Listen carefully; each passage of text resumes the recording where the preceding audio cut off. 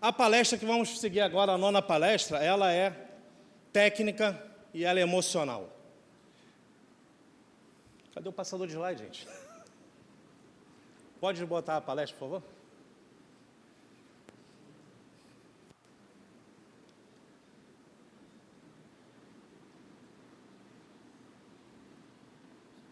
Nada que um Photoshop não resolva, né, senhoras e senhores? Pelo amor de Deus, né? Rapaz, olha, tá vendo aí? RD7, procure lá em cima que eles vão embelezar vocês. Tem um lindol ali e tem cabelo, entendeu? A palestra que nós vamos estar falando aqui é De Cara com a Morte, um assunto que ninguém quer falar. E realmente ninguém gosta de falar de morte. E eu lembro da antiga Cia Reconter, que o lema era rapidez, silêncio e morte. Então o naval gosta às vezes de falar sobre isso, mas quando a gente fala na prática, vivenciar não é um assunto legal. Ninguém quer falar sobre isso.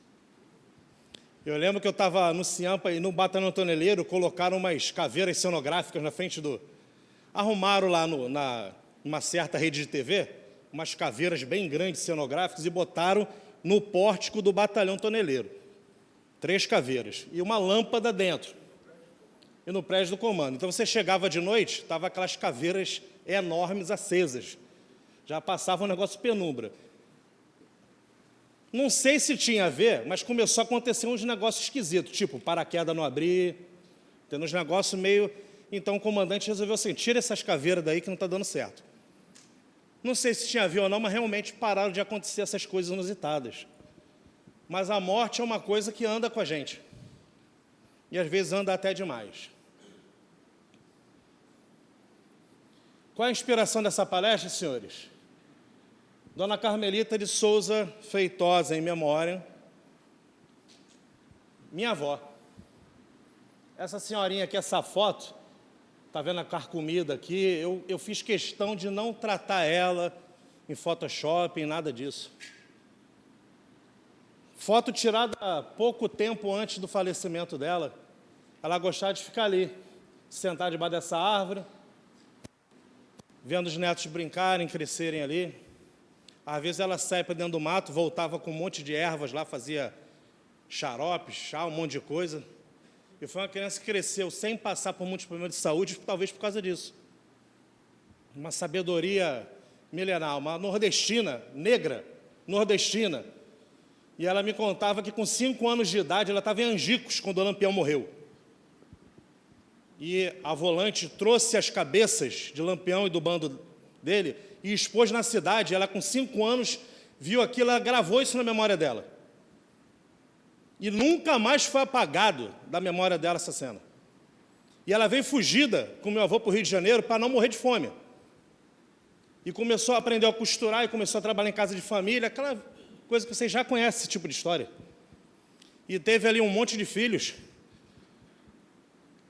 Coisas que vocês já conhecem, esse tipo de história. E tentou criar com dignidade ali num bairro favelizado do Rio de Janeiro, que infelizmente está cada vez pior, mas criou os filhos com dignidade.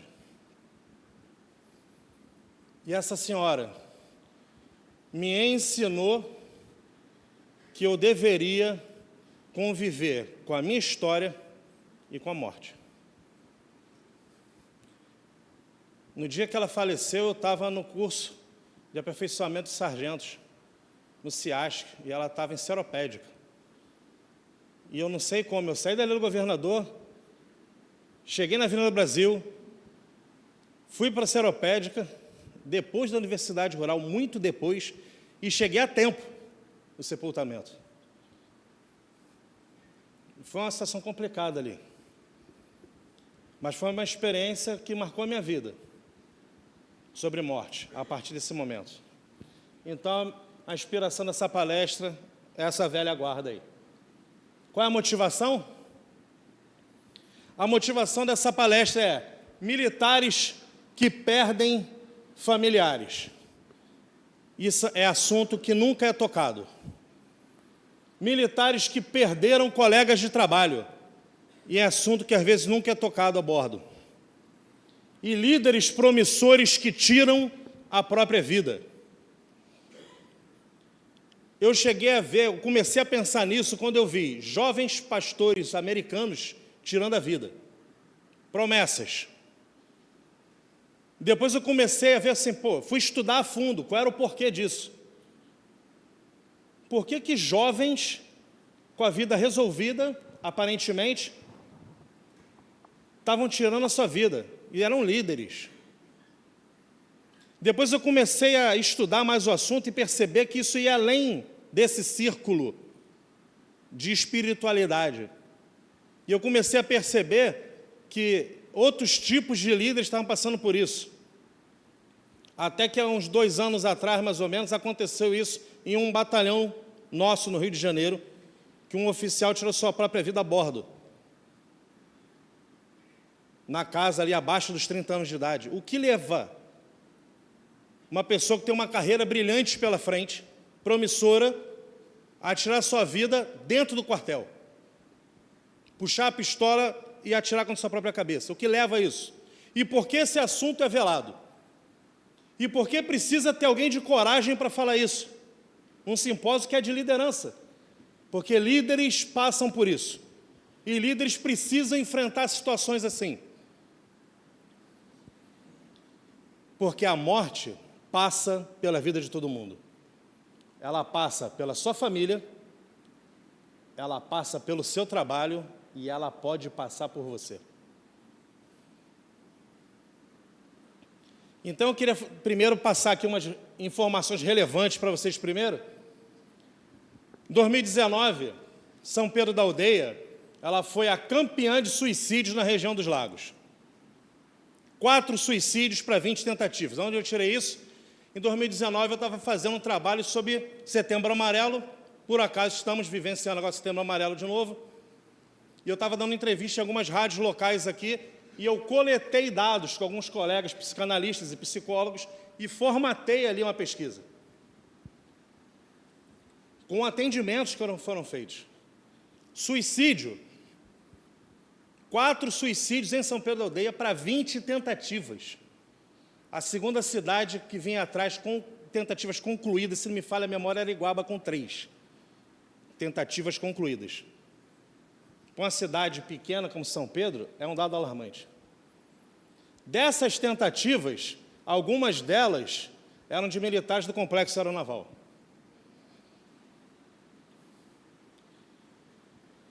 Mais algumas informações aqui. No período da pandemia, foi observado que a curva da depressão, ela subiu. Eu já sabia que isso ia acontecer. E claro que todos vocês perceberam que isso aconteceu. Por quê? As pessoas ficaram no fique em casa. E no fique em casa, sem fazer nada, é natural, seria natural de se esperar que isso fosse acontecer. Então, pessoas que não têm ali, tiveram a sua rotina modificada, acabaram começando a desenvolver quadros de depressão. Então, naturalmente, essa curva aumentou. Só que... Ué, eu passei direto? Deixa eu ver aqui. Espera aí, gente. Deu ruim. No período da pandemia, a curva da depressão subiu e depois houve uma queda, associada à válvula de escape. E uma dessas válvulas de escape que eu consegui perceber foi aumento de venda de bicicleta. Aumentou o número de ciclistas aqui na cidade. E eu, como também desenvolvo esse esporte aqui na região, eu fui em loco, conversando com pessoas e conversando com os colegas que atendem também, psicólogos e psicanalistas, eu percebi que realmente houve um decréscimo na curva. E muitas pessoas me confidenciaram que, ao sair de casa para praticar um esporte, andar de bicicleta, fazer uma trilha, olhar para o mar, estava saindo do quadro depressivo. Ou seja, desenvolveram uma válvula de escape. E, por causa disso, o pensamento depressivo saiu e, consequentemente, o pensamento que vem logo depois, que é o pensamento suicida, saiu junto. E isso é uma vitória, só que é um assunto que não é falado, porque o assunto anterior, que é o da depressão ou do suicídio, ninguém gosta de comentar. Segundo o Instituto Oswaldo Cruz, no período de pandemia, período pós-pandemia, 40% dos brasileiros passaram a desenvolver algum tipo de transtorno mental. Um parênteses, gente, transtorno mental que está colocando aqui é depressão, ansiedade, todos esses tipos de quadro, tá bom? Não é o cara ficou doido, mas qualquer tipo de transtorno que passa por esse espectro, por essa área, é considerado um transtorno. Então, segundo o Instituto Oswaldo Cruz, período da pandemia, para a população brasileira, mais de 40% começou a desenvolver um tipo qualquer de transtorno. Só que, segundo novos dados da OMS, 86% dos brasileiros sofrem com algum tipo de transtorno mental, como ansiedade e depressão. É um dado grave, complicado e alarmante. Aí você pode falar assim, pô, Neves, mas como assim? Eu não tenho depressão. Às vezes você pode estar desencadeando o quadro e não percebeu. Não a depressão clássica, já formada, mas pode estar desencadeando por algum aspecto que você está vivendo. Aí eu vou fazer uma pergunta aqui. Pergunta retórica. Por favor, gente. A retórica é aquela que ninguém responde, né? Me ajuda aí. Quantos aqui têm problemas pessoais? Por favor, né? Todos têm problemas pessoais. Às vezes você está passando por um problema de dívidas no momento, ou de saúde familiar, né? Alguém com estado grave, alguma coisa assim. Problemas que ocupam a tua mente. E aí você vem para o trabalho, você tem que trabalhar, tem que desenvolver bem o teu trabalho. Você tem que dar o pronto das missões, mas os problemas estão aqui. E tem momentos que você acaba misturando as coisas. E aí os transtornos começam a desenvolver, porque você se envolve demais e não desenvolve válvulas de escape. E agora, que eu passei esses dados, vamos entrar na palestra propriamente dita. Quando a morte chega em casa. Eu falei para vocês sobre o sepultamento da minha avó. Quando eu cheguei lá, eu vi que não tinha ninguém para oficiar o sepultamento. Então caiu sobre meus ombros fazer isso. Então fiz uma cerimônia simples ali e fizemos o sepultamento da velha guarda. Complicado. Meus tios todos ali, minha mãe querendo pular no caixão. Sempre tem uma cena dessa. E não tem como a gente julgar isso. Cada um sente a dor de uma maneira diferente. E não nos cabe julgar, poxa, que ridículo, pular no caixão, nada. Não nos cabe julgar, cada um sente a dor, é muito pessoal. É pessoal demais. Então não nos cabe julgar. Minha mãe quis sim pular no caixão. Seguramos ela e paciência, alguém retirou ela de perto, que a melhor coisa era fazer era isso. E vida que segue. Só que eu percebi uma coisa, eu moro distante da minha família. E eu só me reunia com uma família para sepultamentos. Só acontecia o sepultamento quando o Neves chegava. Tem que chegar. Eu acabei virando o suporte moral, espiritual e tudo da família. A carga começa a ficar pesada demais. Só que aí chegou num ponto que eu tive que pensar assim um pouco em mim. Por quê? Eu tinha uma tia que nós tivemos um problema muito grave. Aí lembrando aqui do que Vitor falou ontem, não deixa de falar eu te amo para quem tem que ser falado. Porque se for tarde demais, isso vai ficar dentro de você e vai gerar uma sequela complicadíssima. Dá para reverter? Dá, mas vai ter que cavar bastante. E essa tia chegou a falar para mim palavras pesadas demais, palavras de maldição, palavras complicadas para falar para um sobrinho. Eu guardei aquilo, segui minha vida e vamos embora. E essa minha tia, ela gostava de viver a vida à vontade. Bebia muito, comia de tudo. E um belo dia minha mãe teve com ela e falou assim: Marcela, sua tia está com o pé um pouco preto. Eu falei assim: pô, minha tia é negra. Ela: não, está preto. Vocês percebem quando está assim, não é a pele que é negra. O pessoal da saúde entende melhor do que eu que isso. A pele está escura demais, mais do que a cor da pele normal. Eu falei assim: isso é grave, ela tem que ir no médico. Só que ela também não queria ir no médico. E ela começou a sentir umas coisas ruins. Então ela forçadamente foi ao médico e não saiu mais. Foi internada. Resumindo a história, amputaram parte do pé, amputaram parte da perna, amputaram o resto da perna, amputaram parte da bacia. E eu falei assim: preciso ver minha tia. Então, aí eu peguei a minha fé. Eu falei assim: Deus, eu preciso ver a minha tia. Então, eu fui para o Rio, cheguei no hospital lá do Meier, lá que, me perdoem, esqueci o nome, tem pé da estação do Meier lá. Como é que é? Salgado do Filho. Aquele hospital público maravilhoso na cidade do Rio de Janeiro, que para entrar, para visitar o paciente, é uma confusão terrível. E lá estou eu e consegui entrar. Quando eu cheguei naquele suntuoso quarto com um monte de gente, eu falei assim: Jesus, estado de guerra. E os meus olhos cruzaram com o da minha tia. E sabe aquela mulher que se cuidava, pintava sempre o cabelo, e ela estava com o cabelo branquinho, estava mal, ela não podia mais sentar, porque não tinha parte aqui mais da bacia. E eu conversei com ela, beijei ela, sabe aquela troca ali de amor velada ali? Eu falei: eu te amo, tia, que bom que eu pude estar com você. E eu passei um momento ali com ela ali. Naquela mesma semana ela se foi. Eu tinha vindo para casa e me ligaram: ó, já foi.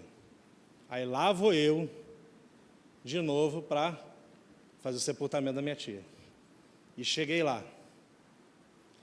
E pela primeira vez eu não consegui terminar de fazer. Porque cada um sente a dor de um jeito. E já estava a carga pesada demais. E eu comecei a falar ali diante do caixão. Minha prima passando mal, filha dela, Gente, rapidinho, saí de perto, chorei, porque eu não estava aguentando mais segurar a carga de uma família tão grande. E eu saí, chorei e voltei. Terminei e falei assim: vamos lá, vamos terminar com o serviço aí. E sepultamos e eu vim embora. E depois eu falei assim: não dá mais. Gente, arranja um padre, um pastor, um rabino, qualquer coisa aí para ajudar aí. Porque é pesado demais. A carga era pesada e para mim deu. Porque eu falei isso, mas eu senti assim: eu não posso largar o osso. Porque para eles eu era necessário. E continuo sendo. E eu entendi que a morte para aquelas pessoas tem um peso enorme demais, que eles não suportam como eu fui preparado para suportar. Talvez o conceito reconteriano de rapidez, silêncio e morte, que eu aprendi desde 1989, tenham me moldado a olhar para a cara da morte, e a gente fala isso: ah, esse ensino dos fuzileiros navais é falácia. Não é não, senhores. Quando você aprende e começa a embutir, você acaba sendo preparado para isso. Então, não despreze tudo que você aprendeu até hoje, porque você vai usar. E eu agradeço a Deus por isso. Todos os meus ensinamentos que a Maria me deu são usados fora dela, até hoje. Então, vejam bem, aqui hoje palestrando para vocês, tem um psicanalista, tem um neuropsicopedagogo, mas tem o soldado, que nunca deixou e nem deixará de ser soldado. Tem gente que fala para mim assim: pô, você foi fuzileiro naval, né? Eu falei assim: não existe isso. E eu falo: eu tenho 34 anos de serviço à nação. Mas você foi embora com 30. Eu falei: não. Eu nunca vou embora. Até porque o meu camuflado continua pendurado dentro do armário. e o meu boot de selva está engraxado até hoje. Se tocar, e eu não estou falando da boca para fora. Selva? Afinal de contas, meu grito de guerra continua sendo montanha? Montanha responde rochedo. Nós fomos criados para isso, senhores. Então, se o senhor, um parêntese, se o senhor entrou nessa vida só para ganhar dinheiro, acho melhor só procurar outra profissão. Desculpe minha dureza. Mas a profissão das armas, ela é nobre e ela toma a tua vida. E não tem como. Entrei com 17 anos, eu era soldado antigo, estava fazendo rapel lá em São João del Rei, tomando tapa na cara de um instrutor desse tamanho. 17 anos, um garoto. Um garoto. Hã? Queixinha? Não, não tinha queixinha, não. Eu tive um instrutor, um segundo sargento, que só tinha 6ª série na época, mas era um soldado. Marinha de outras épocas, né? Minha última turma no Ciampa, meu instrutor, quando eu entrei, tinha 6ª série. Minha última turma no Ciampa, eu dei aula de natação para um professor de educação física. O tempo muda, mas continuamos formando soldados. Quando a morte chega a bordo, uma vez eu me deparei com um campanha que ele tinha perdido a filha, de 8 anos. A menina adoeceu, foi internada e faleceu. Não é a ordem natural das coisas. A ordem natural das coisas é o filho enterrar o pai, mesmo que com muita dor. Ninguém se prepara para a morte de um pai. Estou mentindo? Não existe isso. Assim, vamos lá, o seu pai está internado há muito tempo, igual a minha tia, estava internada. Eu sabia que ia dar ruim. Mas quando chegou a notícia, ó, partiu, eu senti. Porque não existe preparo.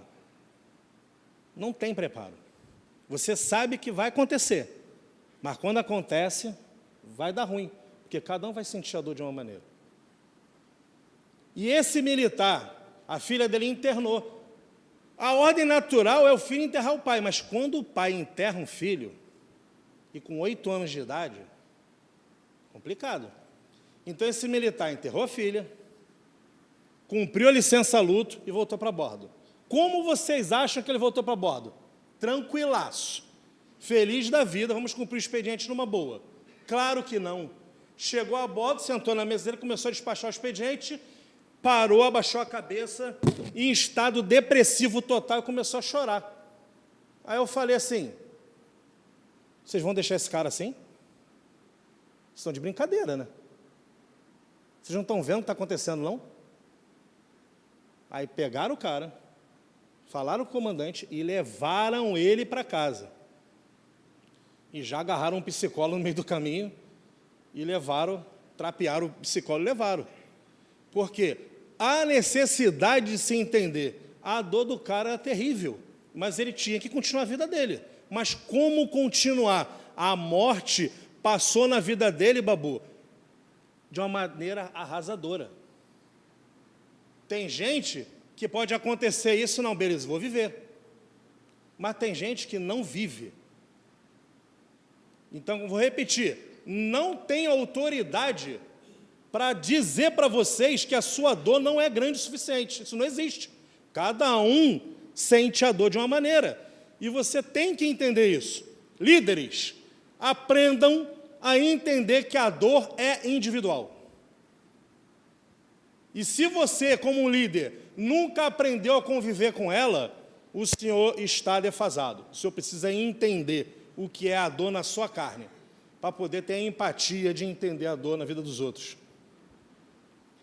O aluno do CESP-AV, com especialização e o baile dos sargentos. Teve uma turma que eu estava no baile do curso de habilitação de sargentos. Então, estou lá, de azul, bonitão, recebi o comandante do CIAM, recebi o almirante, me vem um comandante de pelotão e fala no meu ouvido, sube. Um aluno do curso de especialização acabou de falecer, acidente de moto. Como é que foi? Morava em Araruama, aquele viaduto que tem ali em cima da Via Lagos, que vai para a Praia Linda, ele subiu de moto ali, quando ele desceu, um carro fez a bandalha e apanhou ele. Não teve o que fazer, morreu. Então, quando eu recebi a notícia, primeira coisa, o baile tem que continuar. Minha percepção imediata, a festa tem que continuar. Então, meu semblante continuou igual. E é complicado, porque era uma vida. Aí eu peguei esse comandante de pelotão e falei assim, vai para o Cian, desencadeei as faxinas, dei para ele uma rela do que ele tinha que fazer, e eu cheguei, depois de um tempo, que eu estava ruminando a ideia, cheguei no ouvido do comandante baixinho e falei assim, comandante, não mude seu semblante. Aconteceu isso, isso, isso. O senhor dá uns 10 minutos e pode falar com o almirante se o senhor quiser, já está tudo desencadeado. Resumindo a história, o baile continuou. No outro dia, eu estava de azul, lá em Araruama, no sepultamento do boy. A igreja lotada. Aí me vem um reverendo lá e fala assim, vou dar uma oportunidade para a Marinha falar. Comandante Renato Gomes, que era o comandante do CIAN, falou assim, está contigo, Naval. Eu, tá safo. Quem nunca me viu falando, está me vendo falar a primeira vez, percebe que eu sou falante. Não tem problema nenhum de falar. Pela primeira vez na minha vida, a minha voz embargou ao falar. Por quê? Do lado daquele caixão, tinha uma senhora que tinha enterrado o marido 6 meses antes. E ela estava enterrando o filho. O sonho daquele garoto era ser da Marinha e ser da aviação. O que eu ia falar?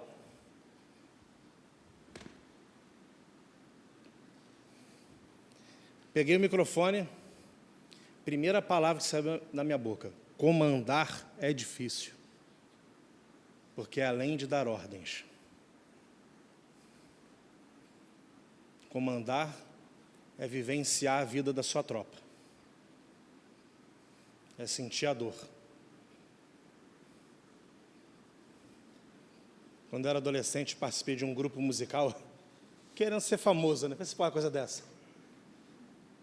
Esqueci todas as músicas. A letra de uma delas eu não esqueço, não. Que ela falava que nós vivemos momentos corridos, de intensas batalhas com o interior. Mostramos os falsos sorrisos, que não são maiores que o velho amor. Razão inconstante da vida, desgaste do nosso motor, mas o Evangelho de Cristo, agente restaurador, que muda ações e palavras, transforma amor em amor. Mudança de rumo é preciso. Renovar as forças e então começar a reconstruir nossas mentes, a agir realmente, não só de falar. O amor vai ter um novo sentido e todos vão compartilhar a dor que o próximo sente e que Cristo quer aliviar, mudando ações e palavras, transformando amor em amar. E aí, senhoras e senhores, naquele dia, diante daquele caixão, eu peguei um novo sentido para a morte e falei assim, o que eu tenho feito? O que eu tenho feito? Está tudo errado. Porque o meu contexto de liderança era só pegar o pessoal e conduzir o pessoal pela carreira militar. Está pegando, não é só isso. Tem coisas que vão além. No dia da formatura do curso de especialização, a mãe daquele menino estava a bordo. E os alunos me pediram, podemos fazer um fora de forma especial homenageando ele? Eu falei assim, deve. Fizeram um quadro de nós homenageando ele, e eu peguei o brevê que seria dele e entreguei para ela. Ano passado, a turma desse garoto fez o curso de habilitação de sargentos. E essa senhora veio na formatura. Porque eu lancei um desafio para eles, para aqueles alunos. Eu falei assim, essa senhora agora é mãe de vocês, e vocês são os filhos dela, abracem. Eu transformei aquela turma desunida numa coisa só, numa família, com a morte daquele garoto. União, até hoje eles são assim. Em cima da morte, transformou-se em vida. E aquela senhora que tinha perdido o marido e depois o filho, não ficou desamparada. Líderes pensam além. Líderes pensam além da morte. Líderes constroem vida aonde não tem mais. Aqui no Cian teve um aluno que tentou suicídio, uns anos atrás. Sabe aquele aluno que ele é pontualíssimo? Ele vinha de carona. Então, quando o pessoal passava, ele estava lá no ponto. Ele não estava no ponto. Não estava. E aí, o motorista teve um insight. Sabe onde ele morava? Entrou na rua. Chamou, buzinou, ligou, nada. Teve outro insight, pulou o muro. Quando ele pulou o muro, viu a cena, certo? Pendurado. Socorreu, ligou para bordo. Eu, comandante de pelotão, avança para lá agora.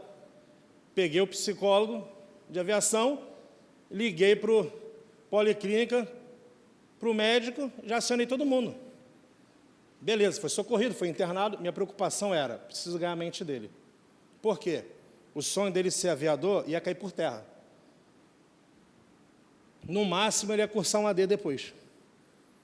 Passou um tempo de tratamento, teve alta, foi para o Cian, desligado do curso, naturalmente. E eu comecei a trabalhar veladamente pelos bastidores, para ganhar a mente dele. Encurtando a história, passou um tempo, ele foi reincorporado. A junta deu apto para ele, reincorporado ao curso de aviação. Eu chamei ele e falei assim, negão, nada mudou, tu é o mais antigo agora, eu vou cobrar de você. Eu quero que você comande esses alunos. E o tempo passou de novo, eu já estava no chão, já tinha ido para a reserva. Estava dando minha caminhadinha na orla, passei ele correndo, sube, quero agradecer ao senhor. Passei na prova, passando, vou cursar. Eu, cara, não fui eu que peguei a caneta para fazer a prova. Foi você, pô, você que está de parabéns. E aí eu voltei, e estava ele aqui, e ele passou pela pista de liderança. Normal. Outro dia eu estava no esquadrão, que ele está servindo, aí ele passou e eu falei assim, pro campanha, esse garoto aí, um dos melhores militares aqui do esquadrão. Um dos melhores. E se eu não tivesse tido a percepção de ganhar a mente dele de volta? Sei lá o que tinha acontecido depois. A frustração de não se tornar um aviador naval poderia fazer com que ele concluísse o serviço. Que eu não questiono o que fez com que ele tentasse suicídio. Quem tenta o suicídio está com dor. Não importa qual seja. Algo que para ele está insuportável. E talvez eu esteja falando aqui, você esteja me ouvindo, você esteja com essa dor hoje. E eu estou com essa coragem para falar para você. E a sua dor precisa ser contemplada primeiro por você. E talvez tenha alguém do seu lado que tenha que acordar para que você tenha sua mente salva. E sabe de uma coisa? Eu tomo um dedo na cara quase todos os dias. E eu vou contar para vocês. Às vezes, é legal a gente ouvir palestras que o pessoal fala coisa muito bonita. Né? Mas eu sou um tipo de palestrante que eu conto derrota. Porque as minhas derrotas me ensinaram e ensinam para quem ouve o caminho das pedras. E tolo é quem não aprende com o caminho das pedras. Uma vez, eu era um adolescente, imaturo, estava dentro da igreja. Entra um homossexual, um travesti, senta lá atrás, com uma cara tristonha. E a molecada começou a zoar. Fala palavras de baixo calão ali, né? Zoando o homossexual. E eu fiquei consternado que ele estava ali contrito, com a cara ali de dor. E senti o desejo, abraça ele. Aí eu, a pessoa vai me zoar também, pô. Se eu for abraçar ele, a pessoa vai me zoar também. E o que eu fiz? Não abracei. Aquele cara, comandante, só precisava de um abraço. Sabe o que aconteceu? Se suicidou. Eu tomo esse dedo na cara até hoje. E eu preciso contar para vocês, para que vocês não repitam esse erro. Eu tomo esse dedo na cara até hoje. E eu faço questão, de peito aberto e erguido, de tomar esse dedo na cara. E repito para mim mesmo, nunca mais vai se repetir. Porque era uma pessoa, só precisava de um abraço. Um abraço poderia ter salvo aquele cara. Um abraço, um único abraço. Mas o meu preconceito ou o meu receio de ser zoado pela garotada fez com que eu me esquivasse do que eu deveria fazer. E a notícia chegou, com aquele cara lá, suicidou ali, ó, na esquina. E até hoje eu me lembro disso. E é bom que eu me lembre, para me manter acordado, me manter ligado na parada. De que o que é mais importante, o que é mais importante? Comandante, vou lembrar aqui uma coisa. A aeronave do Esquadrão VF-1, quantos VF-anos tem aqui? Então vocês vão lembrar, safo? Um certo dia, 2 aeronaves colidiram no ar, certo? 2 caças do Esquadrão VF-1. Uma não voltou, e a outra voltou, Deus sabe como, mas pousou. E o laudo foi, nunca mais decola. E aquele piloto precisa ser cuidado, não somente da parte física, mas principalmente aqui dentro. Mas eu acho que um grande marco foi que, quando o comandante Eduardo estava no comando lá, ele olhou pela janela, e anos depois, esse mesmo avião pegou a cabeceira da pista para decolar. E todo o esquadrão foi para a pista. E tinha combatentes antigos demais na pista chorando. Primeiro, porque sentiram a perda. E segundo, porque ver aquele avião decolar era uma vitória. Era algo que falasse assim, vencemos. É uma homenagem ao combatente que se foi também. O grande problema é que às vezes acontece algo terrível na nossa vida e a gente usa o que ficou lá, o carro que bateu, o avião que caiu, o artefato que representa aquilo, e usamos aquilo ali como objeto da derrota. Mas se você pegar aquilo e transformar a realidade, você vai transformar aquilo no objeto da tua vitória, que vai fazer você decolar. E foi que a equipe do Esquadrão VF-1, de pé, 1, 2, VF-1. Bora, VF de pé. Todos os senhores estão de parabéns. Os senhores são heróis. Uma salva de palmas para o Esquadrão VF-1.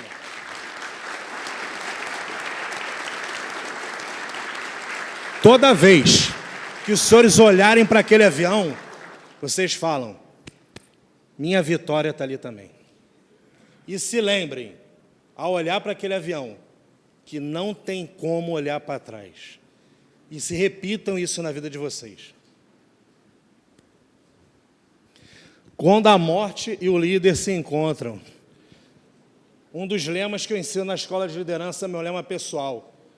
Olhar para a pessoa dentro da farda. Contemplem essa belezura de pessoa. Olha, lindo, né? Que cara bonito.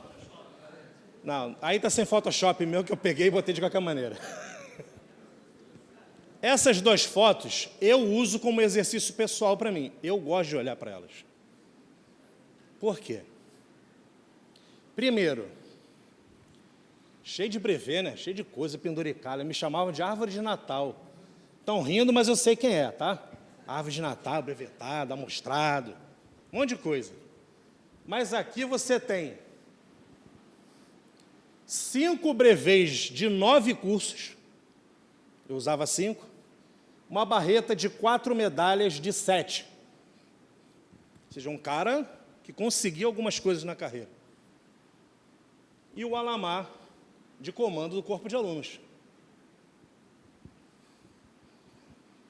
Por que eu gosto de dar para essas fotos aí?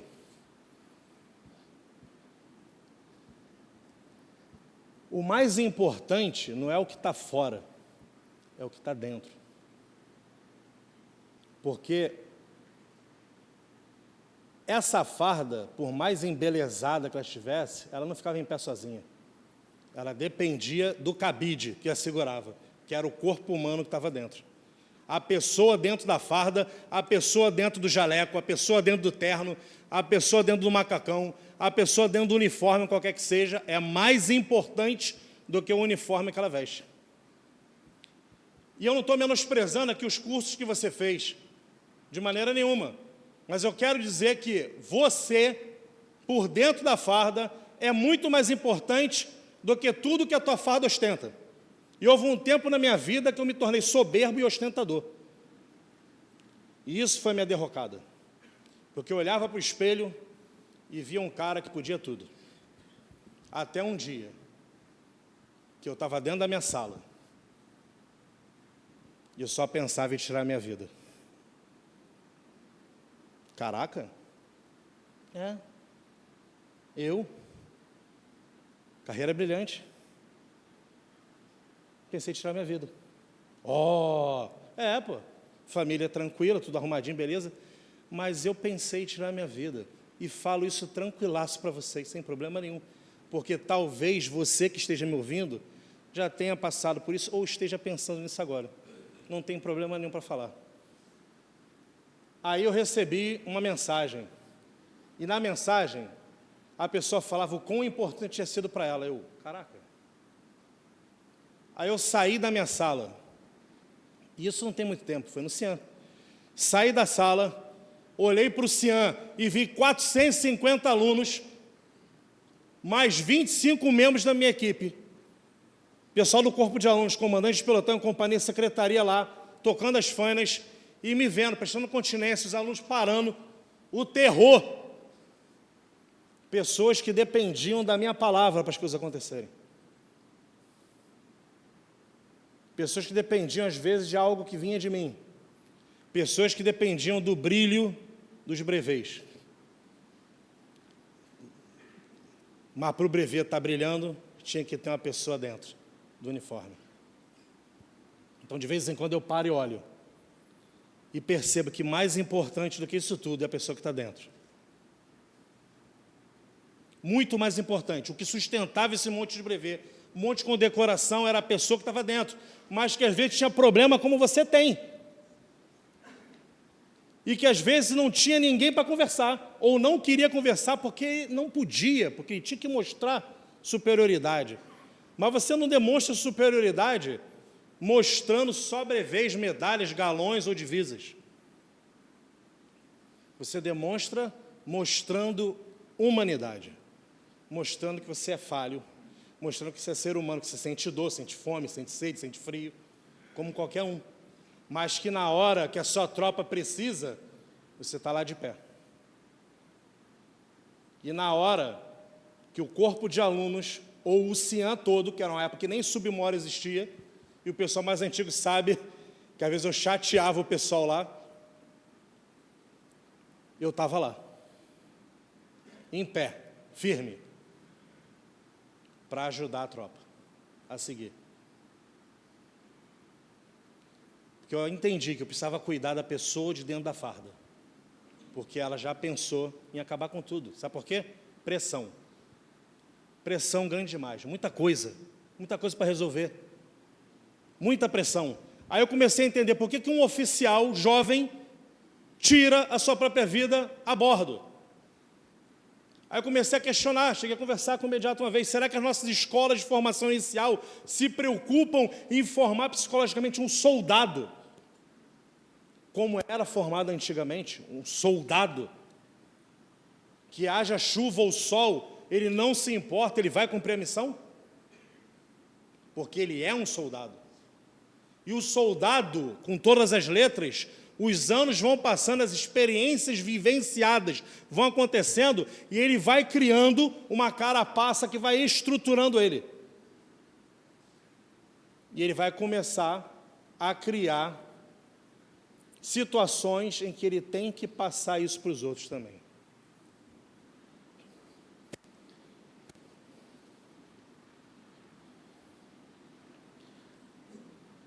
Quando a morte e o líder se encontram, primeiro eu queria identificar uma coisa com vocês aqui. Chefe e líder.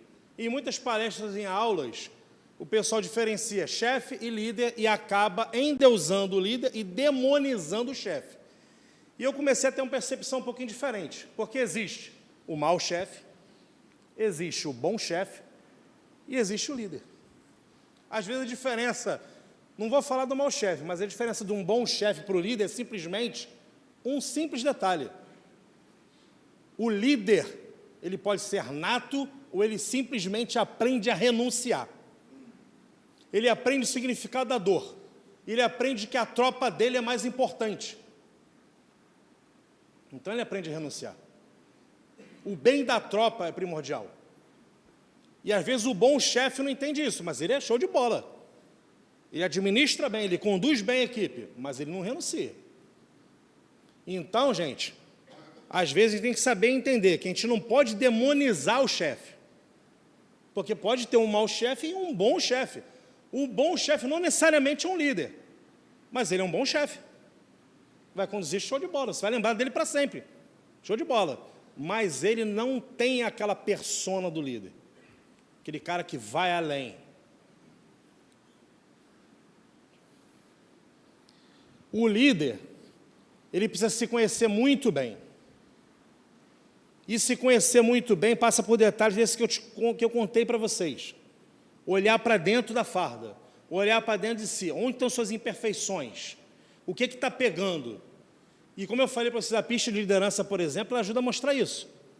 Tem coisas que aparecem lá impressionantes, que o cara nunca desconfiou que ele tinha. Incrível. E aí, tem casos que a gente tem que separar a pessoa para tirar o foco, porque a ideia não é envergonhar ninguém, auxiliar ele e dar o caminho das pedras. E às vezes, procura que o doutor, vai na policlínica, conversa com o doutor Caio, né, psiquiatra, ou procura o psicólogo de aviação, vai conversar, dá o caminho das pedras, porque é necessário. O líder, ele precisa saber, desculpe o erro de português, saber aguentar a pressão. Talvez essa seja a diferença do líder para o bom chefe. Aí eu volto, como eu falei para vocês, casos de suicídio que eu estudei. Não vou tirar a medida da dor que a pessoa sentia para se suicidar, pelo amor de Deus, não é o caso. Mas qual é o nível de pressão que a pessoa não conseguiu suportar para dar cabo da sua vida? Qual é o nível de pressão que eu não estava conseguindo suportar para pensar em tirar minha vida naquele dia? E qual foi o diferencial de uma simples mensagem de WhatsApp que me botou no trilho de novo? Não pense vocês que esse pensamento não volta, mas a carapaça foi criada. E quando a carapaça é criada, como eu falei para vocês, o dedo na cara que eu tomo por causa do abraço que eu não dei, tem uma carapaça que foi criada. E essa questão de eu pensar em me suicidar, tem uma carapaça que foi criada. E eu uso ela. Falei, aqui não, negão. Aqui não. Não quero saber desse assunto de suicídio na minha vida, porque tem gente que depende de mim. Minha família depende de mim. Minha tropa depende de mim. Mas até TTC tem tropa? De pé, 1, 2! Bora, senhor. Minha tropa aí. Sentaram 2? Estão dormindo, né? Bom saber. Está vendo como a gente pega os outros? Minha tropa está aí, senhores. Sempre vai ser. Sempre vai ser. O líder precisa saber renunciar, além de saber a hora de parar. Saber parar é importantíssimo. Quando eu fui para a reserva, no dia, tudo combinado. Formatura do curso de habilitação, 2 dias depois, meu tempo cruzava. Então, eu dei fora de forma, na turma, chorei copiosamente, porque senti como o peso tivesse saído dos meus ombros. Acabou. Beleza. Mal sabia que tinha acabado nada. Só tinha dobrado a amarração. Só que aí eu vivenciei uma situação, porque assim, você está vivendo no ritmo, e aí você tem que largar o osso. E tinha outra pessoa sentada na minha cadeira agora. E agora, quando eu voltei como TTC, tem um subdonizete sentado na minha cadeira. Cheguei aqui, ele era 2º sargento recém-promovido, agora é sub, sentado na minha cadeira. E eu cheguei para ele e falei assim, cara, toca aí, o comando é teu. Se você precisar de mim, eu estou aqui. Em 2019, pela primeira vez, fizemos, na formatura, a âncora com as asas. Um único treinamento de 30 minutos.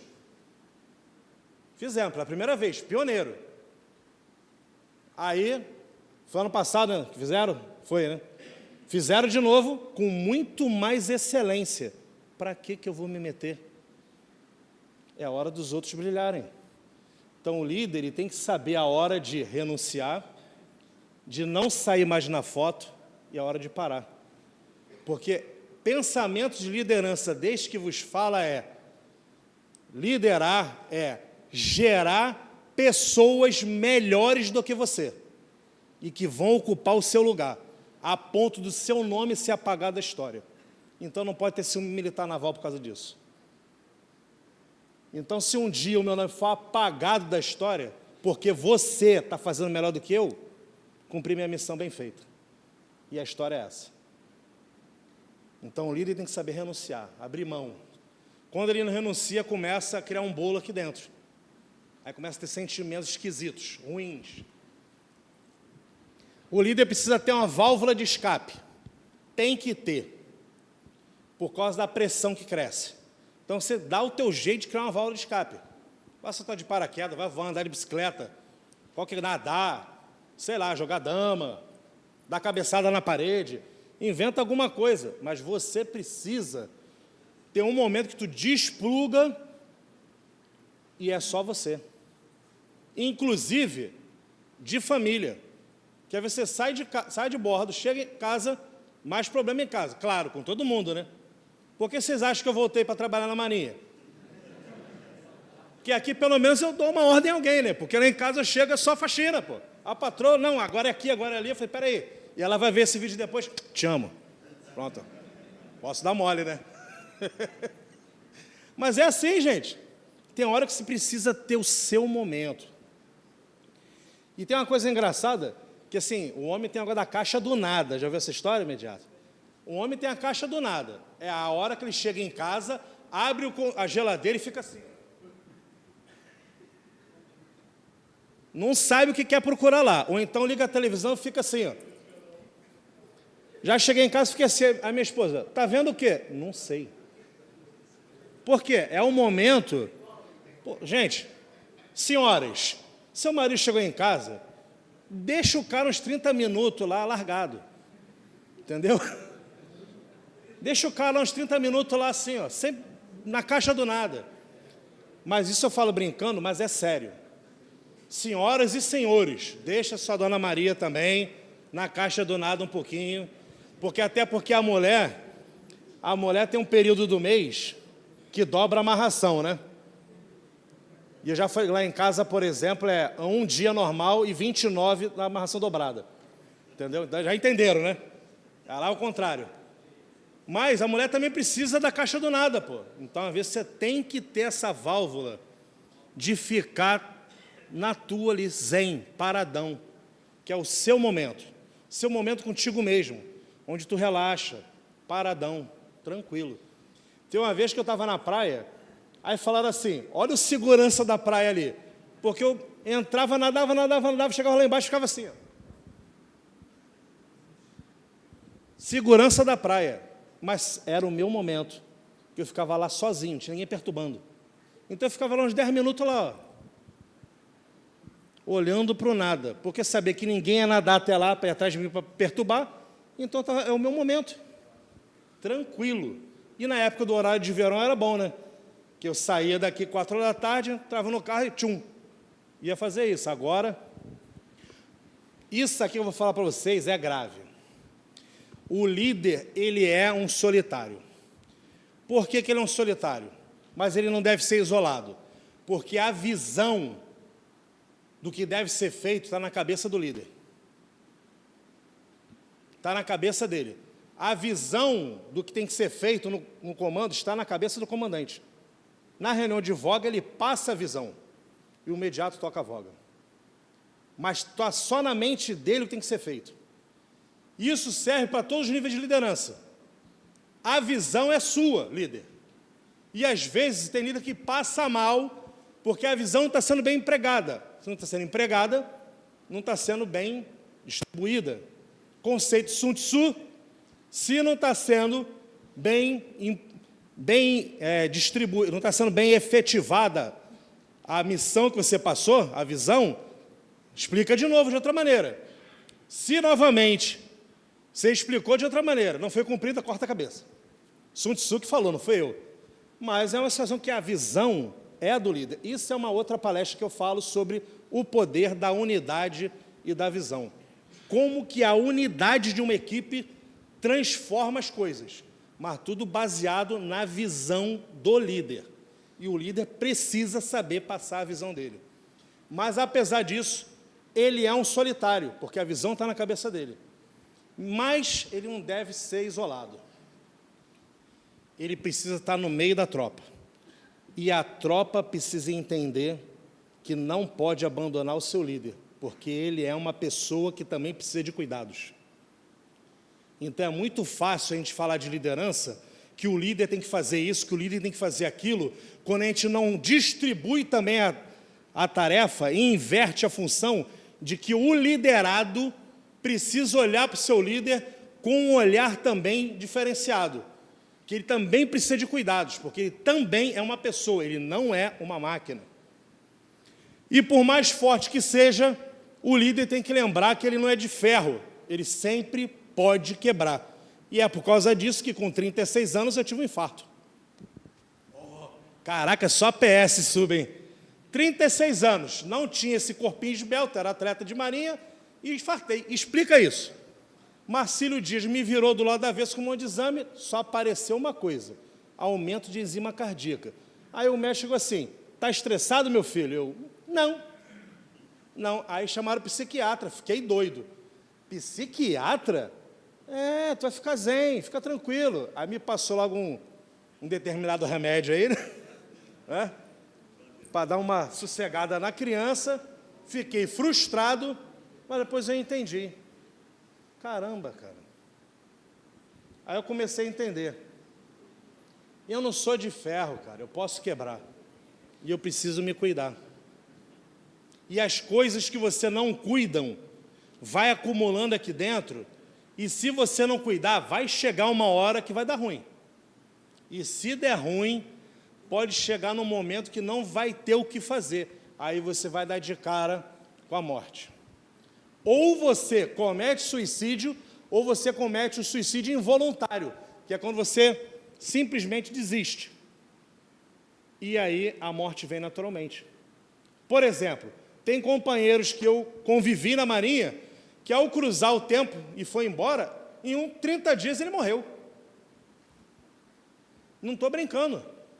Por quê? A vida dele era a Marinha. E o pânico começou a tomar conta dele quando ele viu que ele estava indo embora pela expulsória, pela idade, não tem mais jeito, e ele começou a ter pânico. Porque o que eu vou fazer agora? E ele foi morrendo aos poucos. E teve um outro camarada que descobriu, fazendo os exames, que estava com câncer de próstata, e o psicológico dele o abateu, e em menos de 30 dias ele morreu. Suicídio involuntário. Abateu e morreu. Problema vem, a pessoa não sabe como lidar, e o psicológico elimina o combatente. Isso aqui é a parte de outra palestra que eu precisei botar aqui para falar com vocês. E agora eu vou deixar o câmera doido. A gente está falando de morte, né? Qual é a maior tragédia da vida, companheiro? Fala para mim. A maior tragédia da vida? Não, ele está recuando do microfone. Não. Vai depender da pessoa. A maior tragédia da vida seria a morte, né? A morte? Quem? Não entendi nada. Peraí. Deixa eu lá botar um microfone para ela falar. Peraí, né? Ô, câmera, vem atrás aí. Vamos lá. Cadê tu? Fala no microfone aqui para sair no negócio ali. Uma vida mal vivida. Uma vida mal vivida, caramba. Falta de propósito.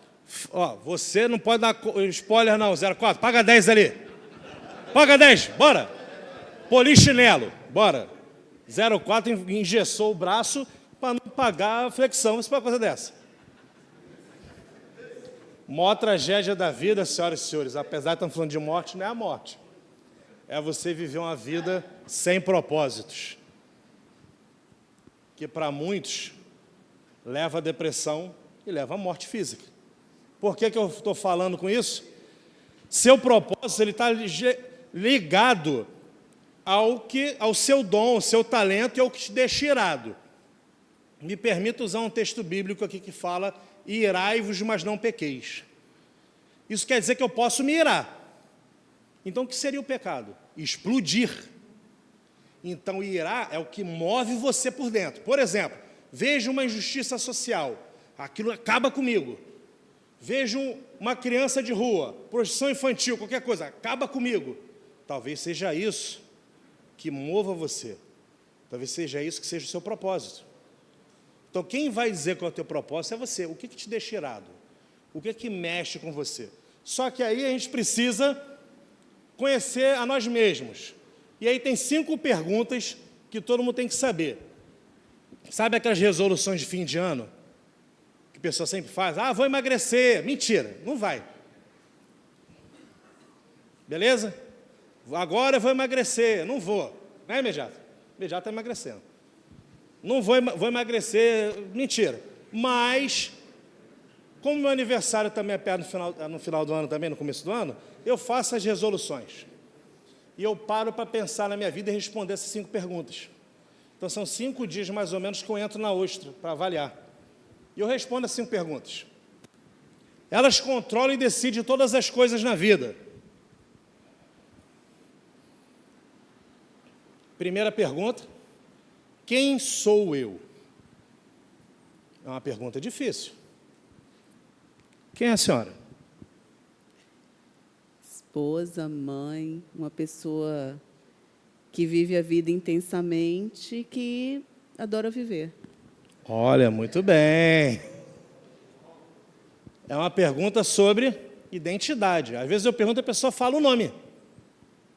Mas quando eu falo identidade, é muito além de saber seu nome, CPF, RG, muito além disso. É reconhecer quem é você. Mãe, mulher, não sei, profissional, não sei o quê. Se descrever. Saber a sua identidade.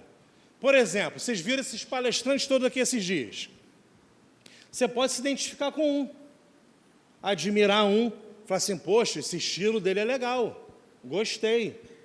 Você pode ter ele como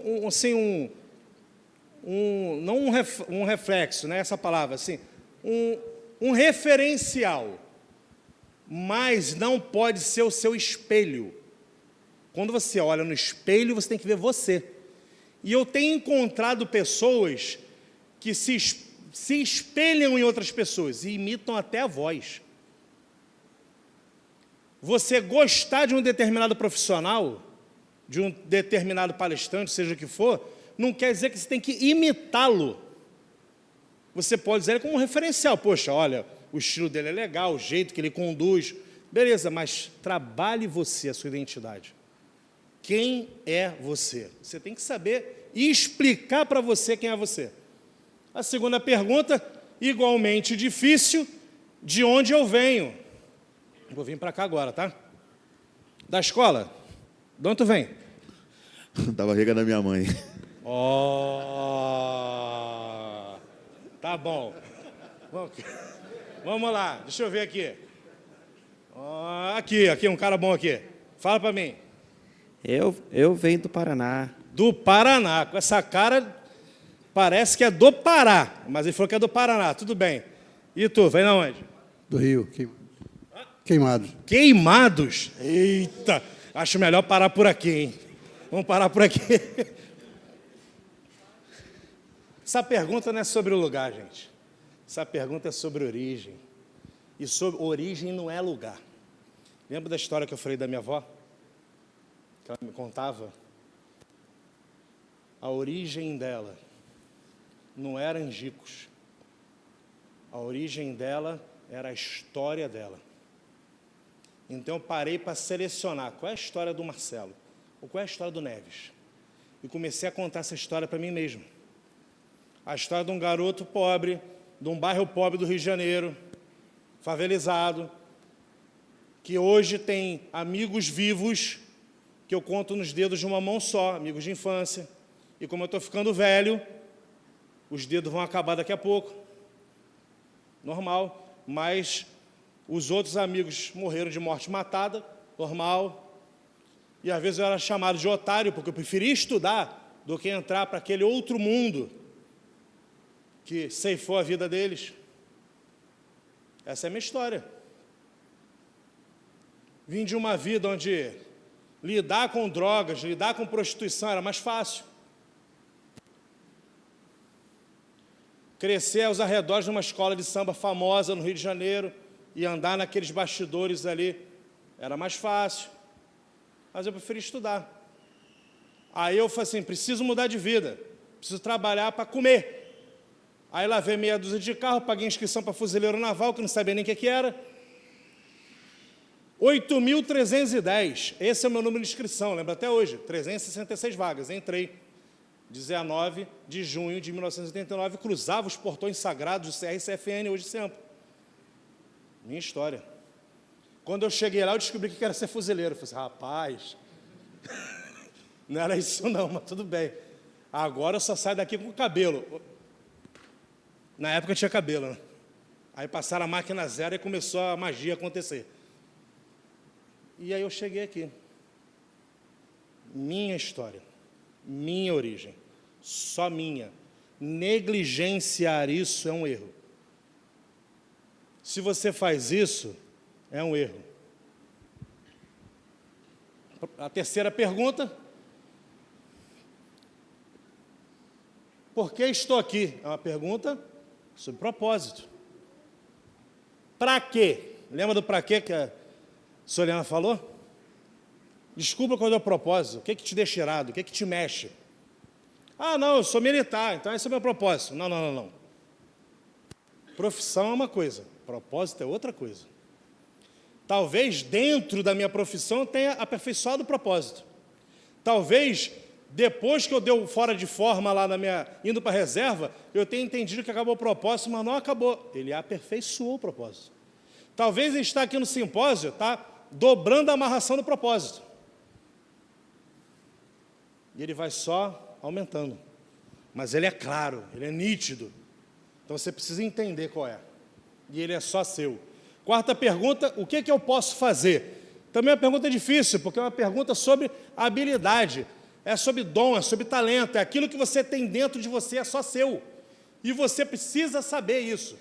Aí você fala assim, pô, o Neves fala bem. Eu queria falar com ele, se você não sabe falar, faça um curso de oratória, pô. Não tem problema nenhum. Mas aí eu pergunto, tem certeza que é isso? Tem certeza que a parada é essa para você? É isso mesmo? É isso que te move? É isso que tem dentro de você que faz ebolir a coisa? Que vai fazer a coisa acontecer? Você pode fazer o curso que você quiser para desenvolver outras habilidades. Ah, eu quero desenhar. Faz o curso de desenho. Mas é isso? Opa, voltou? Espera aí. E a quinta pergunta. É uma pergunta difícil. Para onde eu vou? E aqui eu não estou falando nada espiritual, não é só o inferno não, gente. Tá bom? Isso aqui não é igreja. Mas é uma pergunta sobre destino. Você pegou as 4 primeiras perguntas, e aí? Vai fazer o que com isso? Vai para onde? Onde você quer chegar com isso? Vai fazer o quê? Vai ficar parado? Ah, vou ficar aqui, vendo a banda passar. De repente, o Tenente Augusto me chama para dar uma aula. Não sei, o Gessar vai me chamar para fazer uma missão. Não, cara. Você tem que ter em mente, vou fazer o quê? Qual é o teu destino? Você tem que ter claro isso, você tem que entender isso. Aí, eu falo uma coisa para você. Perdoe minha dureza, mas eu preciso ser duro.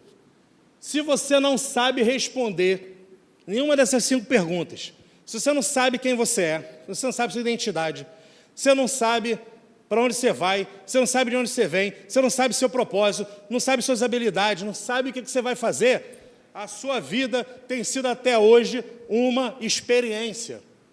Eu peguei uma turma inteira de curso de habilitação de sargentos, alunos com a média de 30 anos para baixo, e eu fiz essa mesma pergunta, e eu tive que ter aquela percepção assim, cri, cri, cri, cri.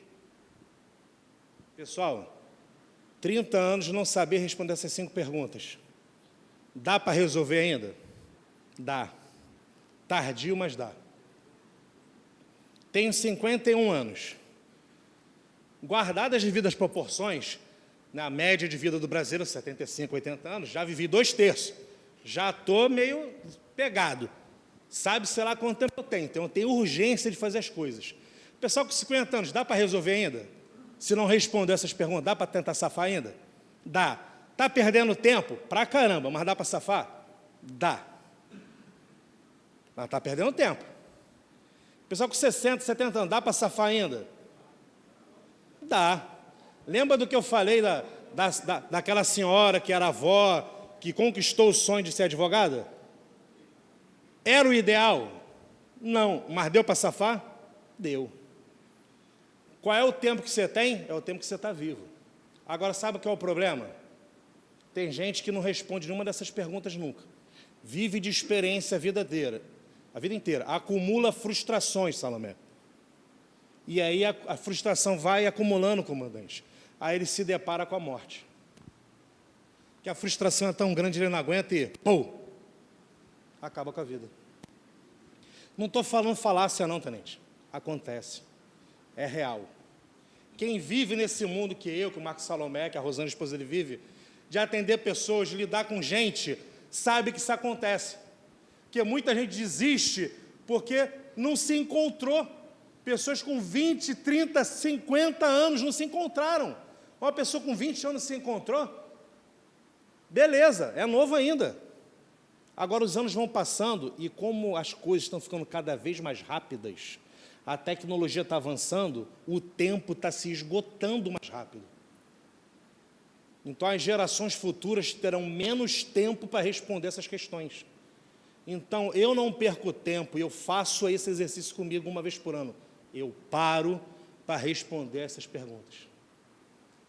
Não parar para fazer essa autoanálise, você está se condenando a olhar para a caveira. E não é falácia, gente, não é brincadeira, estou falando porque acontece. Frustração leva à depressão e leva à morte. E muita gente é frustrada porque não se encontra, vive vivendo uma vida de experiência. Pessoal civil, troca de emprego toda hora porque não se encontra. Às vezes ganha um bom salário, mas não é aquilo. Aí tem um outro conceito que eu falo em outras palestras também. Diferença de emprego e de trabalho. O emprego paga suas contas. O trabalho é aquilo que move o teu coração.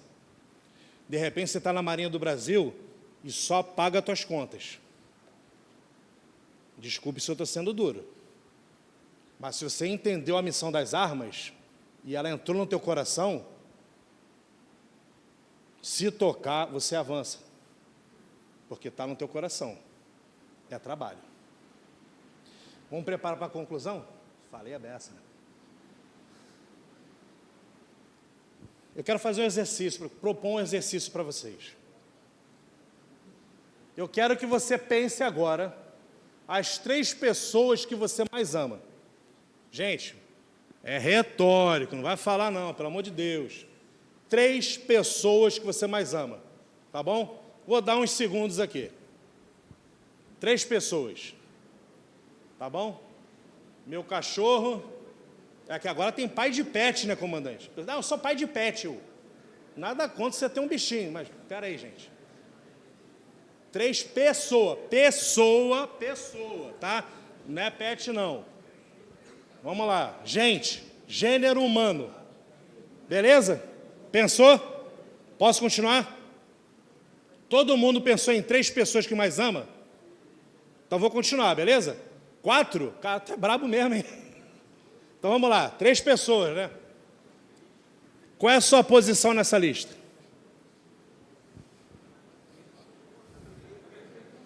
Deu ruim? Deu ruim, né? Risadas denunciam. Se você não entendeu, eu vou explicar aqui. Ah, eu amo minha mãe, meu filho, minha esposa, meu namorado, sei lá o quê. Beleza. Hoje em dia não podem brincar com as coisas, né? Então você ama quem você quiser aí. Deixa pra lá. Cada um com seu cada um. Mas o fato é o seguinte, você tem que ter uma relação de pessoas. Mas se você não está nessa relação, tem alguma coisa errada. A primeira pessoa que você tem que amar é você. Porque se você não amar você não vai amar ninguém, meu irmão. Não vai. Como você destruído internamente vai produzir amor para outra pessoa? Mentira. Você está mentindo para você mesmo e mentindo para essa outra pessoa. Não vai rolar. Então, amor próprio. Olha no espelho. Vou fazer exercício? Chega em casa. Dona Maria, seu Mário, sei lá, dá licença, para na frente do espelho e olha. Cara, tu é bonito pra caramba. Não, sério, se admire, se valorize, conte para você as suas histórias, ou conte para você as suas cicatrizes. Você já mostrou para você as suas cicatrizes? E não é só cicatrizes físicas, não. Tem as nossas cicatrizes de combate que a gente arruma por aí, né, Farias? Cicatrizes que a gente olha na mão, no braço, que a gente arruma por aí. Mas tem cicatrizes da alma. Você conta para você sobre elas e as valoriza. Você olha para frente do espelho, mostra suas cicatrizes para você mesmo e fala, cara, mulher, você é brabo, você é braba. Eu amo você. Você valoriza você como pessoa. Você valoriza você como pessoa que conquistou alguma coisa. Pô, Neves, mas eu não conquistei muita coisa ainda, eu estou sempre na onça. Você conquistou. Vou te dizer uma coisa. Sabe o que você conquistou? Tu não está aqui hoje? Você chegou aqui. É uma conquista. Ah, mas isso é muito subjetivo. Não, não é não. Sabe por que não é? Porque você não parou para analisar isso com veemência. É uma conquista. Tu está aqui hoje, cara. Valorize suas conquistas pessoais, valorize quem você é. Então, nessa lista, se você não se colocou em primeiro lugar, sugiro que você comece a repensar. Se você não ama você em primeiro lugar, você não ama mais ninguém. É mentira. Porque você não pode dar aquilo que você não tem. É uma falácia. Se você não tem, você não dá. Simples. Então você tem que olhar e falar assim, caraca, pô, cara, olha para o espelho e fala, passamos muita coisa juntos, mas chegamos até aqui. Temos história para contar, eu te amo, cara. Muito legal. Um outro exercício. Tá vendo esse espelho aí? Oh, esse espelho, ó. Tá vendo essa foto aí? Se você pudesse sentar nesse banco e conversar só 1 hora, tá? Ó, é uma suposição, tá beleza? Estamos falando de morte, não é isso? Pessoas que se foram. Então, ó, você tem uma oportunidade de sentar nesse banco de praça com uma pessoa só e por 1 hora só, para bater um papo. Pensa aí, vou te dar uns segundos. Quem seria essa pessoa? 1 horinha, só 1 hora e acabou. Nunca mais vai ter essa oportunidade. Uma única pessoa e 1 única hora. Lembra daquele filme Inteligência Artificial? O androidezinho procurando a mãe, aí chegou o ZT e falou assim, ó, vamos só 24 horas, beleza. Aqui não é isso não, tem costa não, é 1 hora só. Você vai sentar nesse banco com essa pessoa para bater um papo, para falar o que você quiser, abrir o teu coração. Abrir o coração por 1 hora. Quem seria essa pessoa? Você sabe dizer quem seria? Posso continuar o exercício? Você se sentaria consigo mesmo para trocar essa ideia? Não? Por que não? Ó, você falou uma coisa rindo aí, mas é muito sério. Não vou falar quem falou ali, não. Não sentaria porque estou cansado de mim. Falando, rindo, falando, brincando, você revela as coisas. Estou cansado de mim. E eu já tive cansado de mim, porque eu sei que eu sou chato a beça. Estou mentindo? Pessoal do corpo de aluno, chato pra caramba. Corpo de aluno me conhece, né? Chata a beça. Gente, mas vem cá. É sério agora. Você sentaria uma hora contigo mesmo para você abrir o teu coração com você mesmo? Ser verdadeiro, real, falar a verdade. Estou errado, estou fazendo isso errado. Ser franco, honesto. Sabe por quê? Lembra que eu falei da soberba da farda? No começo, que eu mostrei ali, ó, um monte de brevê? Às vezes a soberba da farda nos engana. O mais importante é quem está dentro da farda.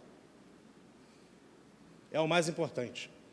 E se eu olho para o banco e eu não consigo sentar comigo mesmo, porque muitas vezes eu não me suporto, ou eu tenho medo do que eu vou ouvir de mim mesmo, então tem que parar. Para. Eu tenho que parar e fazer essa análise. Falar a verdade para mim mesmo. Eu tenho que fazer isso. Ser verdadeiro. Neves, você é chato. Você é isso, você é aquilo, você falha aqui, você falha ali, você dá mole nisso, você dá mole naquilo. Você precisa melhorar aqui. Teve um dia que eu cheguei em casa, peguei uma bacia com água e lavei os pés da minha esposa. Em atitude de humilhação, porque eu sabia o quão duro eu era às vezes. Porque às vezes o comandante do corpo de alunos ia para casa. Duro, comandava a família, e não era assim. O cara chegava brabo, cansado do mato, irritado, mochilão pesado, jogava tudo no chão, e eu queria honras e glórias, mas a mulher estava cansada, que cuidou de filho, que fez não sei o quê, criança doente, um monte de coisa, e eu só queria honras e glórias. Mas eu não olhava para esse lado, então eu simplesmente peguei a bacia, e lavei os pés dela. Pô, mas tu é o brabo. Eu falei, não sou brabo não, cara. Eu sou um cara que preciso me confrontar. Preciso me encontrar toda hora. Porque senão eu sei que eu vou puxar o gatilho. Senhores, felicidade não é a ausência de conflitos. É a mensagem que eu deixo para vocês. Uma pessoa feliz não tem o melhor de tudo.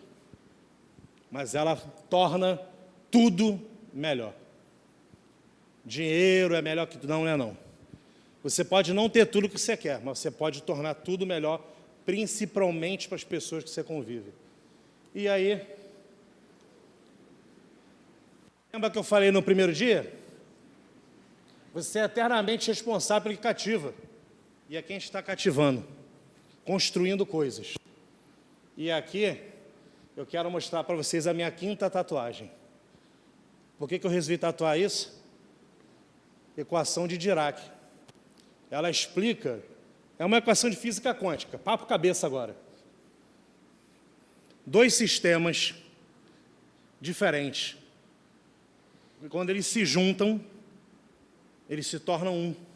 Mas uma vez separados, eles continuam funcionando como se fosse um só. Vivem suas vidas separadamente, mas o que acontece com um continua afetando o outro para sempre. Aí alguns românticos dizem que é a equação do amor. Eu digo que é a equação da liderança. Porque o que vivemos no corpo de alunos por 7 anos vai me afetar para o resto da vida. E eu sei que vai afetar vocês também. Aqui nesse auditório tem pessoas que foram meus alunos e são oficiais. Me enche de orgulho.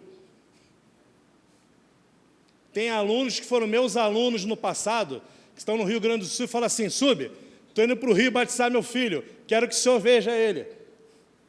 Afeta para sempre. E é uma ligação para sempre. E o que nós estamos fazendo aqui é para sempre, senhores. E por que eu resolvi fazer essa tatuagem? Em homenagem a vocês que estão aqui hoje. E não é brincadeira, não é falácia, é porque eu acredito em pessoas. Porque o meu propósito é construir pessoas melhores do que eu. Seja comandando um corpo de alunos, seja sendo TTC à frente da Escola de Liderança do CIAN, seja lá fora. Pessoas melhores do que eu.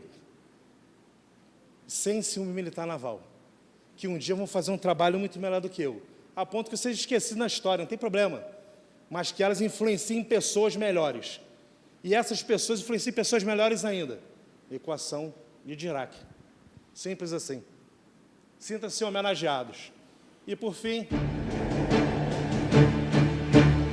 viva a sua vida com coragem, enfrentando tudo o que vier pela frente, sempre de cabeça erguida, porque problemas sempre vão ter. Você sempre vai trabalhar com algum problema para resolver. Sempre vai ter problema. Ou é uma criança doente, ou uma dívida para pagar, alguma coisa, sempre vai ter problema. Você tem que levantar a cabeça, porque sempre vai vencer. Sempre tem um método, sempre tem alguma situação para vencer.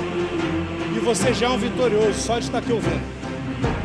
Trabalhe, apesar das suas dores, e sempre pensando em formar sucessores melhores do que você. Tenha isso em mente. Não seja ciumento. Formar alguém melhor que você tem que ser meta. Trabalhe sempre, apesar das dores, pensando sempre em ter alguém à sua frente que se torne melhor que você. E por fim, viva! Não se deixe morrer, não se mate, lidere e sempre deixe legado. Muito obrigado, senhores ad sumos, no ar, os homens do mar.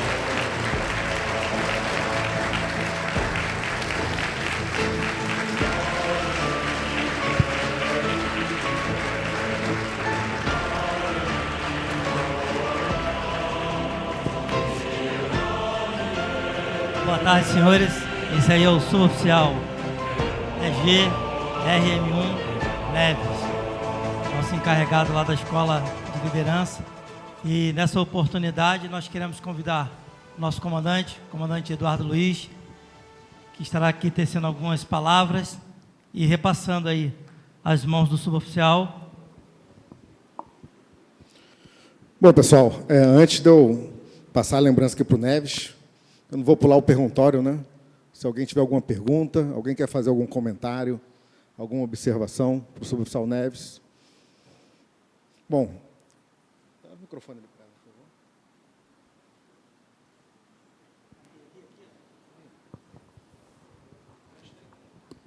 Boa tarde a todos. Achei que fosse passar ileso.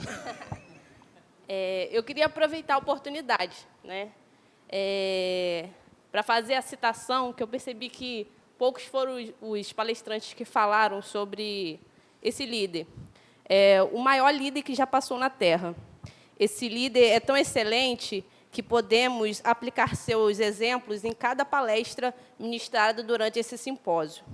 Na primeira palestra da doutora Márcia Cova, assim como Taylor e Ford, ele deixou registrado toda a sua teoria em um manual prático, além de ter marcado a história em antes e depois de sua chegada. Na palestra da Suliana, sobre resiliência, podemos dizer que esse líder é a própria resiliência. Nem sua rede de apoio acreditava no seu propósito, mas, mesmo assim, ele não perdeu seu foco. Já na palestra da doutora Juliana, ela falou da importância do líder contar a sua história. Esse líder tem a sua história escrita desde o nascimento até a morte e ressurreição. Na palestra do Vitor, ele ressaltou o perigo do ego em excesso, da soberba de um líder. Esse líder demonstrou sua superioridade servindo os seus liderados, se humilhando ao ponto de lavar os pés dos liderados. Além disso, ele se fez culpado e assumiu os erros que não eram seus.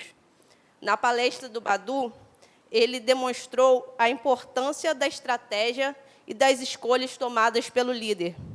Esse líder pensava estrategicamente em cada palavra falada e locais que comparecia, pois, como todo líder, ele era perseguido pelos opositores de suas ideias.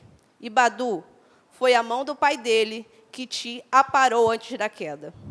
Na palestra da Jane, ela ressaltou a responsabilidade social. Esse líder pensava nas minorias, pensava nos órfãos, nas viúvas, além de seu projeto ter sido patrocinado financeiramente por mulheres. Quando ele palestrava para os seus liderados, ele não os despedia com fome, os entregava o melhor que tinha à sua disposição, peixe e pão.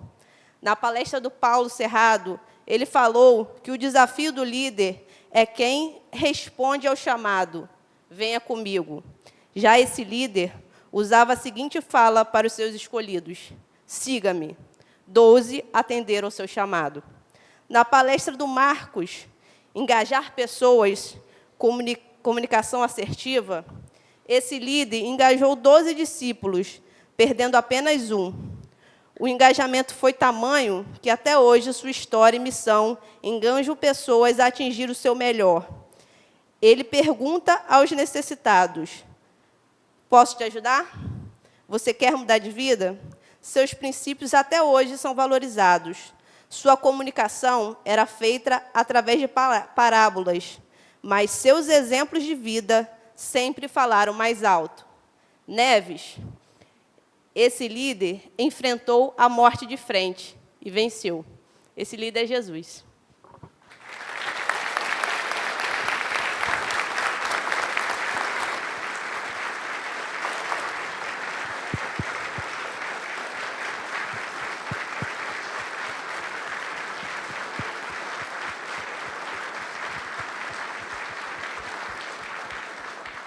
Excelente percepção.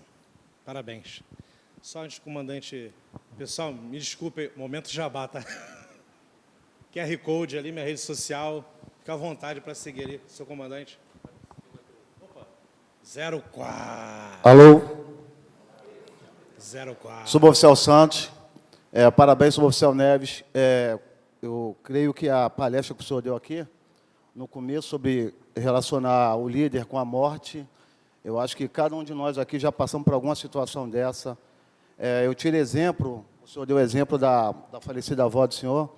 Eu passei por uma situação dessa em 1999. Eu estava no ESP quando recebi a notícia que a minha avó faleceu. Então, me dirigi para o hospital, morava na Penha, na Vila Cruzeiro, e lá estava toda a minha família esperando para ver a minha iniciativa. E, inclusive, estava até meu pai também. Então, eu tive toda a preparação, todo o preparativo de sepultamento, tudinho. E tomei todas a liderança de tudo ali, porque a minha família estava dependendo de mim.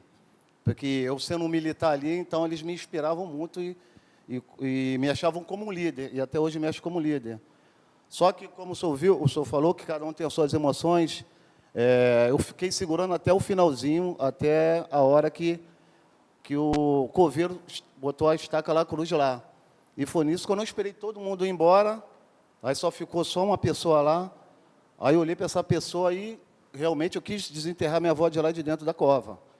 Então, quer dizer, eu esperei todo mundo sair para me poder derramar, porque eu não podia demonstrar a fraqueza ali como líder para a minha família. Então, a única pessoa que ficou do meu lado, que é uma pessoa que eu me espelho até hoje, que é tudo para mim, foi o meu pai. E ali o meu pai sentiu também que ele estava preparado, ele tinha formado um líder. Ele passou o bastão para mim, ele falou, agora, meu filho, realmente você se tornou um líder. Uma pergunta que eu faço para o senhor. Eu tive meu pai ali do meu lado ali, eu sendo líder, tive meu pai do meu lado ali. Passei por certo tipo de situação. E quando o líder está nessa situação e não tem ninguém para que ele possa ter um ombro ali, amigo ali, alguma pessoa que ele se inspirou para poder chorar ali, porque tem certas horas que a gente não aguenta, o homem ele não aguenta, ele tem que derramar de alguma coisa, seja sozinho, mas ele procurar algum apoio assim para ele poder cultivar, ajudar nas suas emoções, ali, controlar suas emoções, porque eu tiro de exemplo que já teve um oficial líder meu, comandado, que ele já suicidou porque ele não aguentou muita pressão. E justamente isso, o que poderia fazer nessa situação? Como foi falado aqui, o líder, ele é um solitário, por causa da visão que ele tem, mas não deve ser isolado. E isso é uma troca de responsabilidades. A pessoa do líder tem que procurar a sua rede de apoio, pessoas de confiança, e os seus liderados precisam ter uma visão clínica também e entender que esse líder é uma pessoa que precisa, que sente dor. Mas caso isso não aconteça de maneira nenhuma, o líder precisa se cuidar. Ele precisa procurar pessoas de confiança com quem ele possa se abrir, mesmo que demore, 04. Mesmo que demore. E aí que está, a faina não pode parar. Mas ele precisa saber, se tiver que parar, então ele passa o cajado para alguém que vai tocar e ele precisa cuidar de si um pouco. Ou seja, não é vergonha parar e ir para o estaleiro para ser cuidado e depois voltar mais forte. O grande problema é que muita gente quebra porque não encontra rede de apoio e quer continuar ferro com ferro e vai quebrar. Ele não entende que ele precisa parar, precisa ir para o estaleiro se cuidar, abrir mão, deixar outra pessoa comandar, para depois ele retornar mais forte. Entendi, obrigado. Alguém mais?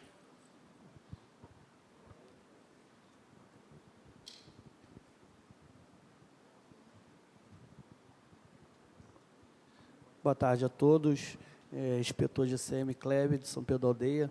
Em primeiro lugar, quero parabenizá-lo pelo grande evento. Como foi falado aqui, foi de grande relevância para todos, né? Acrescentou muito nosso conhecimento, né? Tanto profissional quanto pessoal. Mas uma coisa que me chamou um pouco a atenção, diante da tua palestra sobre Nunes Neves, né? Foi um momento que o senhor falou que estava muito bem resolvido profissionalmente falando, financeiramente falando, estava num momento excelente da tua vida, mas que, nesse momento, o senhor sentiu o desejo de cometer um suicídio. E isso me fez lembrar, eu sou evangélico há 7 anos, e nesse início de ano, eu comecei fazendo um seminário sobre batalha na mente, para quem baseado num livro, né, de uma pastora americana chamada Joyce Meyer.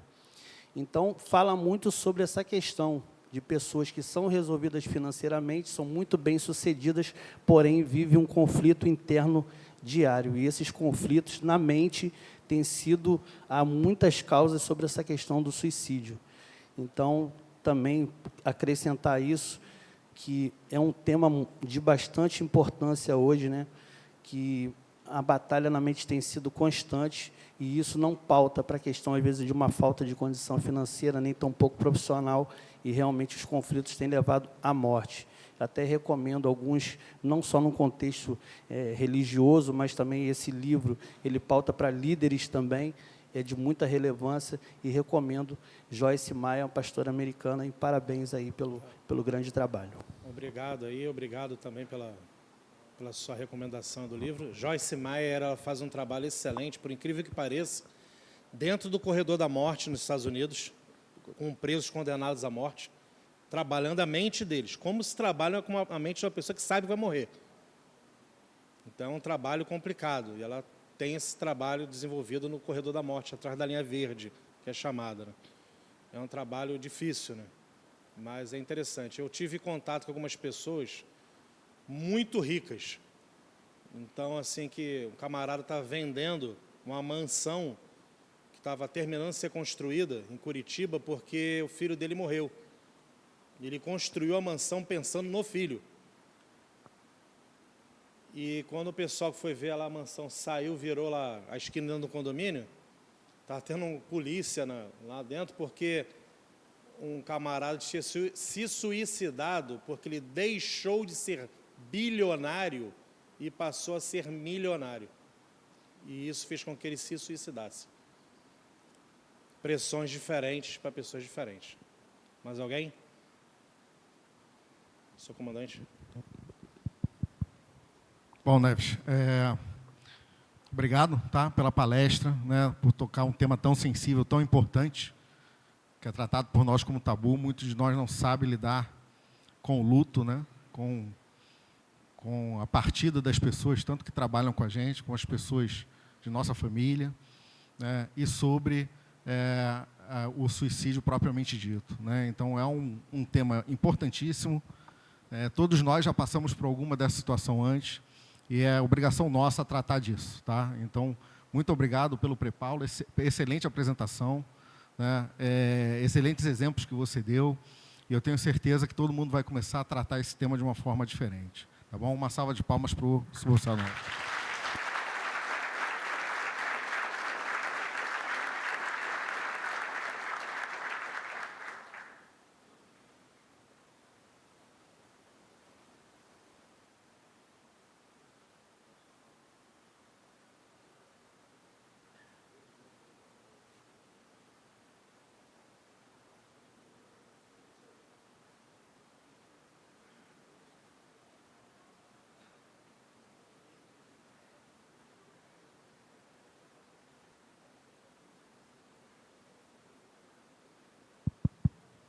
Bom, pessoal, a gente está encerrando a nossa 9ª apresentação, né? A última apresentação do nosso simpósio. Foram 3 dias aí imersos em temas referentes à liderança, né? Começamos aí na segunda-feira com a doutora Márcia Cova, apresentando um pouquinho sobre a história da liderança, vindo desde lá da teoria administrativa de Taylor, né? Passando sobre a relação social no trabalho e apresentando vários estilos de liderança que podem ser implementados, né? Após a apresentação dela, nós tivemos a apresentação da Soliana, que falou um pouquinho do estilo da história de vida dela, uma história de vida incrível, né? Nasceu já desenganada, e hoje a gente vê ela com 26 anos, uma mulher forte, formada, e um instrumento de Deus aí para fazer cada um de nós melhor, né? Então, ela falou sobre resiliência, e a história de vida dela é uma resiliência por si só, né? No período da tarde da segunda-feira, Juliane veio aqui passar um pouco da experiência dela, também contou um pouquinho da história de vida, né? Falou lá da UMAC, lá de Boa Sorte, e como empreender de forma responsável, né? Como construir uma equipe forte, motivada, competitiva, de forma responsável, buscando sempre o melhor para a sua própria equipe. No dia de ontem, a gente teve o Vitor, né, logo de manhã, falando sobre autoconhecimento. Eu acredito que uma das partes mais importantes de um líder é, primeiro, se conhecer e saber como extrair o melhor de si. Como é que eu faço para ser a melhor pessoa que eu posso ser, para daí eu influenciar as outras pessoas da melhor forma possível também. E logo na sequência, o Babu trouxe uma pegada mais operacional, contou também a história de vida dele, um viés operativo, como liderar uma tropa, como liderar uma equipe em situações extremas, né? A gente vê que a liderança é flexível, né? Em período de paz, você tem uma conjuntura que dita um certo tipo de comportamento. E, de uma hora para outra, você pode exigir que você mude e vá para o combate com aquela tropa que está com você. E aí, como que a gente age com relação a isso, né? Ontem à tarde também, nós tivemos aí a delegada Jane, né, Jane Luiz, trouxe questões relevantes e muito importantes que a gente tem que fazer a nós mesmos. Responsabilidade com o próximo. O que nós estamos fazendo para parar de pensar como pessoa e começar a pensar como sociedade, como coletivo. O que nós estamos fazendo para proteger um ao outro. O que nós estamos fazendo para ter uma sociedade melhor. Será que a gente pode fazer mais do que a gente está fazendo hoje? Questões relevantes, que eu tenho certeza que cada um de nós levou para casa e ficou refletindo isso no final do dia, tá? Bom, hoje de manhã nós tivemos aí o Paulo Serrano, né? Já foi, né? Teve que ir. Falando sobre a família, né? A importância da família para o líder, como trabalhar dentro da família a liderança, como levar para fora, qual a influência que a família tem no líder para que ele possa aplicar a liderança no seu trabalho, fora de casa, como é que o alicerce básico do ser humano são aquelas pessoas que o cercam, como é que influencia no nosso dia a dia. Um tema muito importante e um tema que a gente tem que considerar também. Na sequência, o Marco Salomé falou sobre comunicação, vários aspectos muito interessantes sobre comunicação. A maioria de nós tem muito potencial ainda para melhorar com relação a isso, né? É uma ferramenta da liderança que é essencial que a gente saiba trabalhar, né?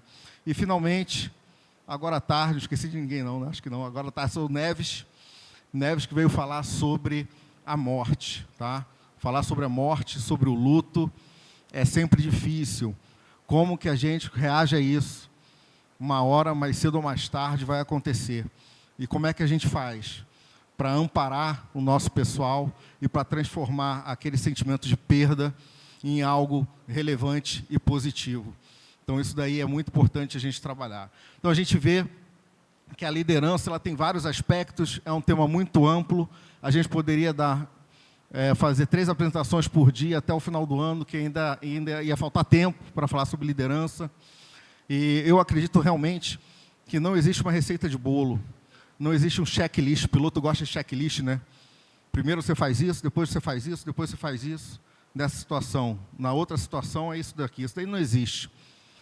E, na verdade, não interessa a resposta para essa pergunta, interessa o que nós estamos trabalhando com relação à liderança. Eu incentivo cada um dos senhores a estudar, a pesquisar, a ler, a se perguntar, né, e a avançar nesse campo. Eu tenho certeza absoluta que o CIAM ele forma os melhores especialistas em aviação do Brasil. Me desculpe a FAB, me desculpe o Exército, mas isso daí é um mérito nosso, da aviação naval. Temos os melhores aviadores, os melhores controladores, temos os melhores mecânicos, temos técnicos fantásticos, de altíssimo gabarito. Mas a gente pode avançar muito ainda no fator humano, na gestão de pessoas, né? Na parte de relacionamento, né? Então, esse é o espaço que a gente está procurando ocupar a partir desse ano, ou melhor, do ano passado, quando foi o primeiro simpósio, e esse é o aspecto que a gente vai buscar avançar a partir de agora. Manter o nosso altíssimo nível técnico e somar com capacitações humanas. Tá? Eu queria, antes de encerrar definitivamente aqui o simpósio, fazer alguns agradecimentos. Tá? Primeiro aos palestrantes, muito obrigado, tá? Por toda essa experiência trocada aí, muito obrigado pelo convívio. Queria agradecer a vocês, a audiência, tá? O prestígio de vocês. Se não fosse vocês, com certeza, a gente não conseguiria fazer o simpósio. Eu queria agradecer aos nossos colaboradores, vários deles aqui, o Neves já citou várias vezes aqui nossos colaboradores. Temos colaboradores também aqui da Aviação Naval, o próprio Neves, que organizou o evento. Muito obrigado por tudo. E ao Comando da Força Aeronaval, que deu suporte para a gente, para que a gente pudesse estar aqui hoje, né, realizando esse evento. Né? A ideia surgiu, a gente acredita nessa ideia, a gente acredita, como eu falei, que o caminho é a gente incentivar o conhecimento na área de gestão de pessoas. E eu tenho certeza que a consequência para a aviação naval e para a Marinha do Brasil vai ser muito positivo. Então, pessoal, mais uma vez, muito obrigado. Tenham um bom feriado amanhã, um ótimo final de semana. Espero revê-los aí no ano que vem, tá? No 3º simpósio de liderança da aviação naval. Muito obrigado.